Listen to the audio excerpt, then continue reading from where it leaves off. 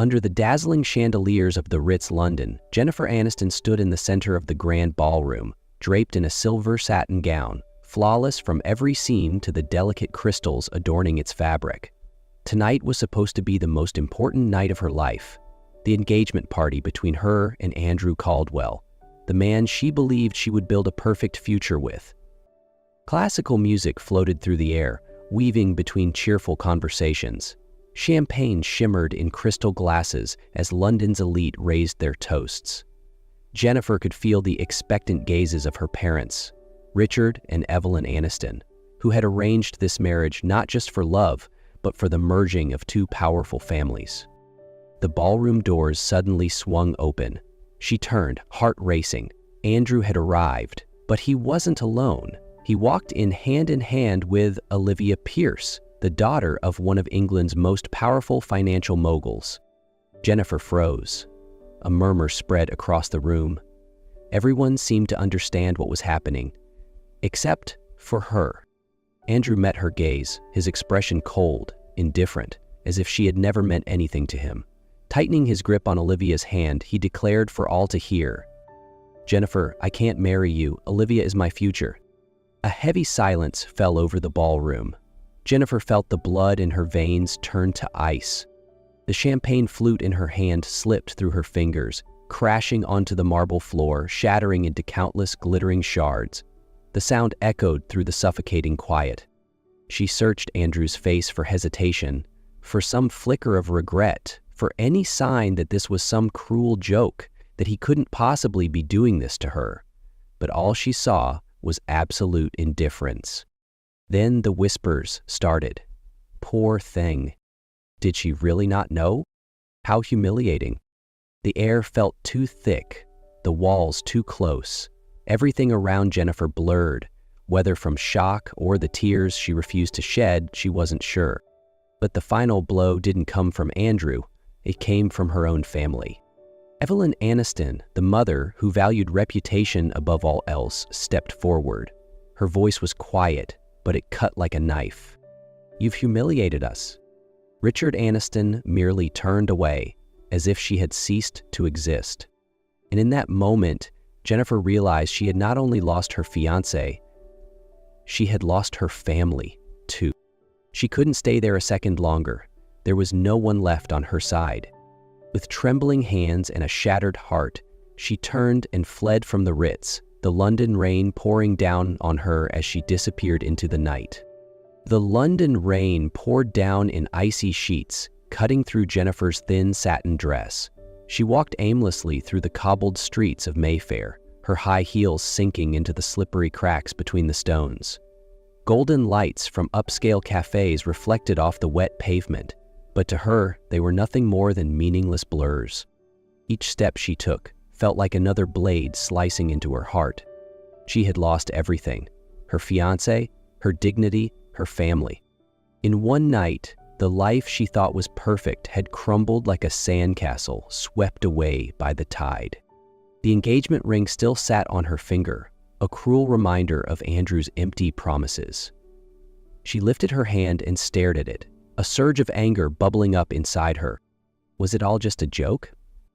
Without hesitation, she yanked the ring off her finger and hurled it onto the pavement. It rolled away, disappearing into the dirty stream of rainwater trickling down the curb. She felt no regret. A sharp gust of wind blew past, but she didn't feel it anymore. All she could hear was her mother's voice echoing in her head. "You've humiliated us." Why was it always about reputation, about appearances, about business deals? Why had no one cared about how she felt? Jennifer clenched her fists, nails digging into her palms. She couldn't go home, couldn't bear to face the disappointment in her parents' eyes. She needed to disappear. Somewhere, no one knew who she was. Lifting her gaze, she spotted a dimly lit neon sign flickering in the rain. The Rusty Anchor Pub and Whiskey Bar. She had never stepped foot in a place like this before. Her nights had always been spent in Michelin-starred restaurants in Knightsbridge or elegant cocktail parties in Chelsea. But right now, none of that mattered. The wooden door groaned as she pushed it open. A mix of whiskey, tobacco, and the low rumble of laughter filled the air. No one recognized her. No one cared that she was Jennifer Aniston of Aniston Enterprises. Good. She walked straight to the bar, pulled out a wooden stool, and sat down. Her hands trembled as she met the bartender's gaze and spoke, her voice hoarse and raw. "Whiskey, neat." The bartender, an old man with a scruffy silver beard, studied her for a moment, but said nothing. He simply poured the amber liquid into a glass and slid it toward her. Jennifer picked up the glass, watching the whiskey glisten under the dim lighting. Without thinking, she downed it in one gulp. The liquor burned her throat, searing through her chest, but at least for a moment it dulled the pain. Jennifer slammed her whiskey glass onto the bar, exhaling sharply. The burn in her throat remained, but it didn't ease the ache in her chest. She gestured to the bartender for another drink, her voice hoarse. "Another one." The bartender hesitated for a second, maybe debating whether he should refuse her, but then quietly refilled her glass. Jennifer lifted it, staring into the amber liquid before letting out a bitter chuckle. "He left me, in front of everyone." She hadn't expected anyone to listen, but she spoke anyway. "He walked in holding another woman's hand. At our engagement party, and in front of hundreds of guests, he told me he couldn't marry me." She smirked, her eyes burning from both the whiskey and the humiliation. "The worst part? My parents weren't angry at him. They were angry at me for embarrassing them." Jennifer scoffed, shaking her head. "So there you have it. I lost everything in one night. My fiancé, my family, my dignity, and now I'm sitting here drinking whiskey like it's gonna fix anything." She raised the glass to her lips, but before she could take a sip, a deep voice spoke from beside her. "You need a husband. I'm available." Jennifer blinked. She turned, frowning at the stranger. He sat 2 stools away, tousled brown hair, a worn leather jacket, and deep blue eyes that seemed to hold too many secrets. His expression was unreadable.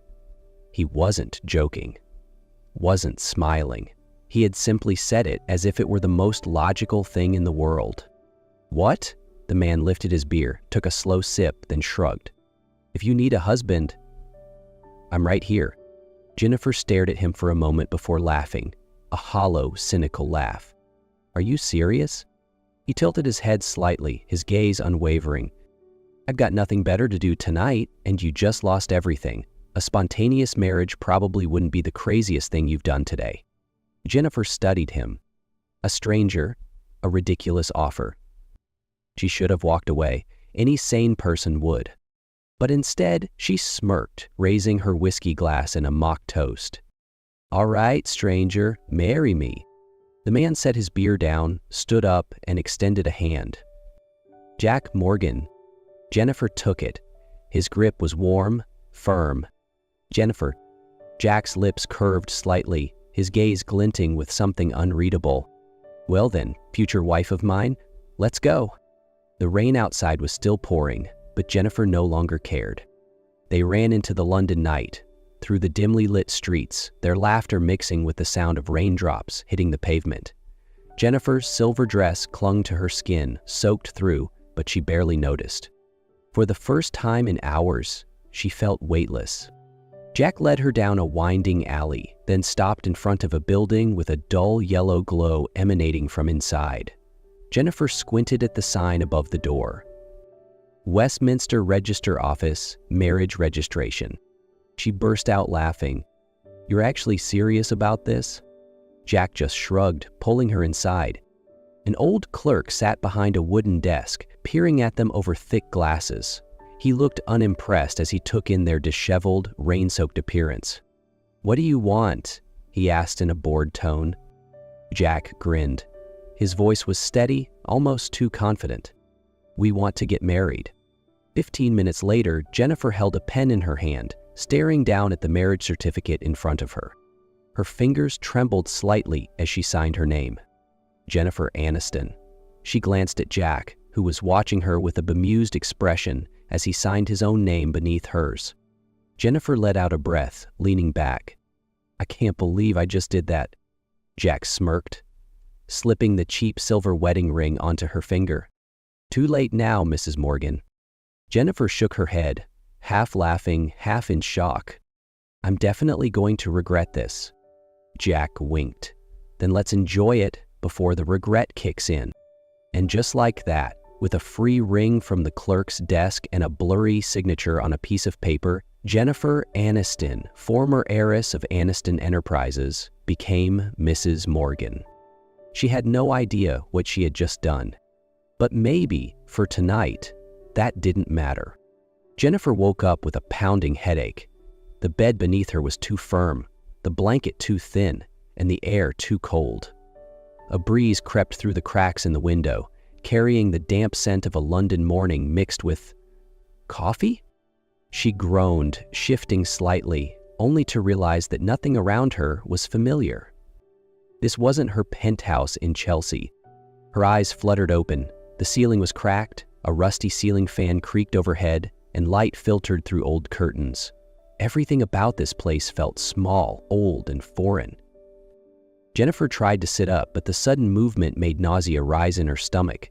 She pressed a hand to her temple, trying to recall what had happened the night before. And then she saw it. A cheap silver ring on her finger. Her heart stopped. No way. A clinking sound came from across the room. Jennifer turned her head, her pulse quickening. Jack Morgan stood in the tiny kitchenette, his back to her, moving casually as he poured coffee into a chipped mug. He wore a simple gray t-shirt, his brown hair slightly tousled, looking completely at ease. Like waking up married to a stranger was the most normal thing in the world. He turned, catching her stunned expression. A slow smirk tugged at his lips. Finally awake, wifey? Jennifer stiffened. Don't call me that. Jack only chuckled, setting the coffee mug down onto the small wooden table. Don't remember much, do you? Jennifer rubbed her temples, fragments of last night rushing back. The bar, the whiskey, the rain, the insane proposal, the wedding registry in Westminster. Her voice was quieter when she finally asked, "Did we actually get married?" Jack crossed his arms, leaning against the kitchen counter. If that signature on the marriage certificate is yours, then yeah, we did. Jennifer inhaled sharply. Oh my God. Her gaze darted around the apartment, a tiny cramped space with a single bed, a wobbly wardrobe, a scratched wooden table, and a kitchen barely big enough for one person. No crystal chandeliers, no large windows overlooking the Thames, no gourmet breakfast waiting on a silver tray. This wasn't just a mistake. This was a catastrophe. Jack lifted his coffee, taking a slow sip before speaking. Welcome to East End, Jennifer Morgan. Jennifer froze. She wasn't Jennifer Aniston of Aniston Enterprises anymore. She was now Jennifer Morgan, married to a complete stranger, living in a run-down flat in one of London's working-class neighborhoods.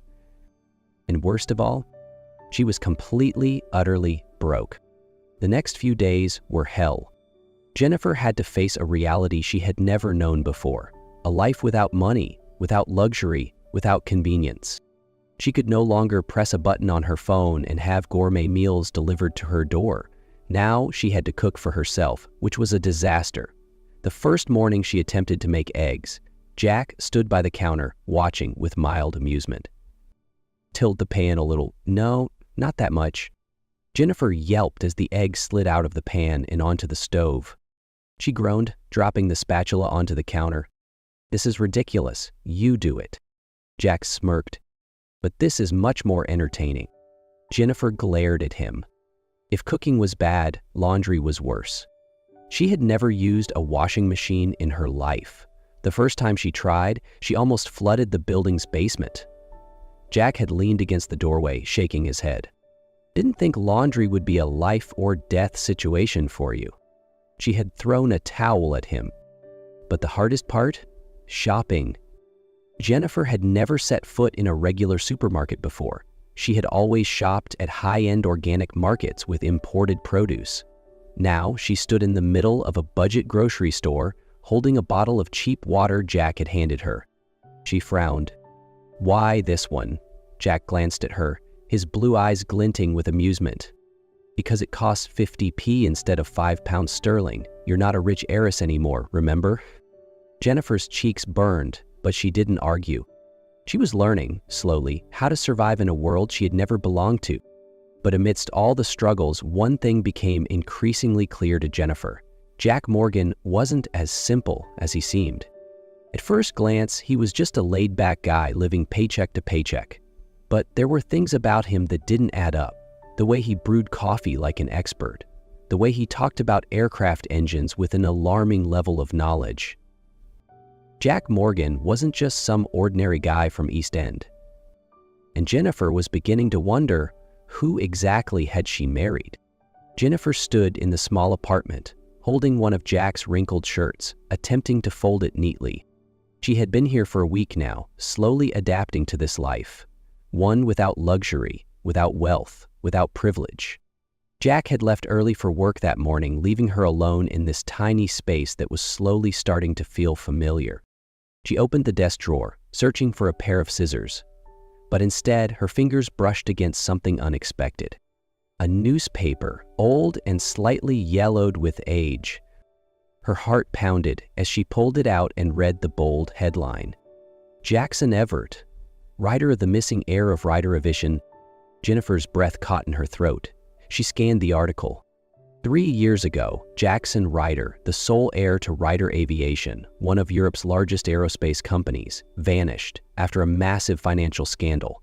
His father, Harold Ryder, had been accused of embezzling millions, sending the company into chaos. Under the weight of public scrutiny, Jackson disappeared. And now here he was, living in a tiny East End apartment, calling himself Jack Morgan and married to her. Jennifer's breath hitched. Her fingers clenched the newspaper, crumpling its edges. She wasn't breathing. Just then, the door opened. Jack stepped in, shaking the rain from his jacket. But the moment he saw her face, he froze. "What's wrong?" Jennifer clenched the newspaper in her hands, her voice trembling with anger. "Who are you? Who are you really?" Jack's eyes flickered to the paper. He exhaled slowly and shut the door behind him. "So you found out?" Jennifer's chest tightened. "You're a missing billionaire, and I married you without knowing any of this?" Jack met her gaze, the usual amusement gone from his expression. "I never lied to you, Jennifer. I just didn't tell you everything." Jennifer let out a bitter laugh. "Really? Because I remember you letting me believe you were just some regular guy from East End." Jack was silent for a moment before pulling out a chair and sitting down. He rested his elbows on his knees, looking straight at her. "I left that world because it consumed me. When my father was arrested, everyone turned on me. Friends became strangers, family only cared about money. I was tired of being seen as a walking bank account." Jennifer swallowed hard. Jack's voice dropped lower. "I didn't want someone to love me for my wealth.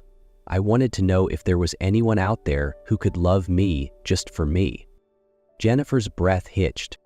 "So I was just a test? A social experiment?" Jack shook his head, his gaze holding hers. "No, from the moment I met you, I knew you were different. You didn't ask for anything. You didn't care who I was, and you stayed." Jennifer looked at him, torn between anger and something far more dangerous, the terrifying urge to believe him. She had spent her whole life being betrayed. But now, she wasn't sure if she could trust the one person who had made her feel safe. The worst part? Some part of her still wanted to. Jennifer felt betrayed.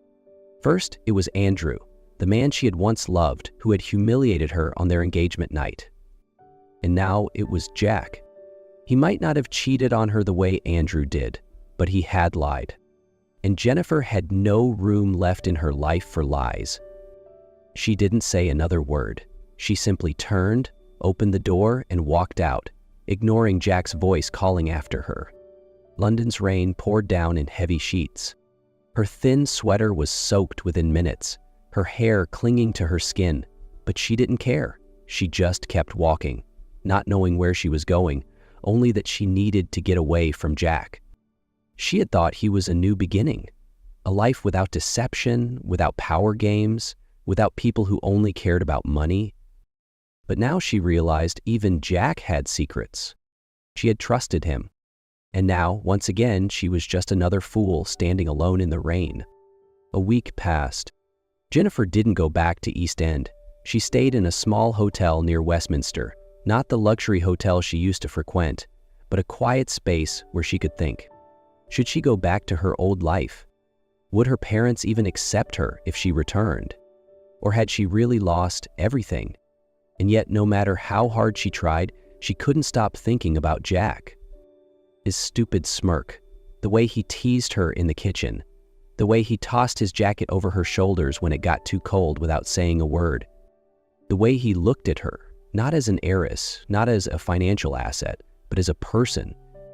And that hurt more than anything else. Until one afternoon, she received a message. Jack Morgan, tonight, 8 p.m., the Shard rooftop. I need to talk to you. She was going to ignore it. But at 7:45, she found herself stepping into the elevator of London's tallest building. When she stepped onto the glass balcony of the Shard, she saw Jack waiting. He stood beneath the hazy London sky, dressed simply in a white button-up, hands in his pockets. But his usual smirk was gone. He looked serious, hopeful. He gestured for her to come closer. "Thank you for coming." His voice was quiet, uncertain. Jennifer crossed her arms. "What do you want, Jack?" He didn't answer immediately. Then he knelt down. Jennifer froze. Jack pulled out a velvet box.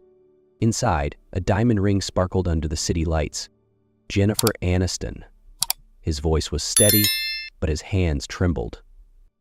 "Marry me, not because of a drunken mistake, but because you choose me. This time, for love." Jennifer's breath hitched. She could run. She could say no, but she didn't want to. She knew it the moment she held out her hand.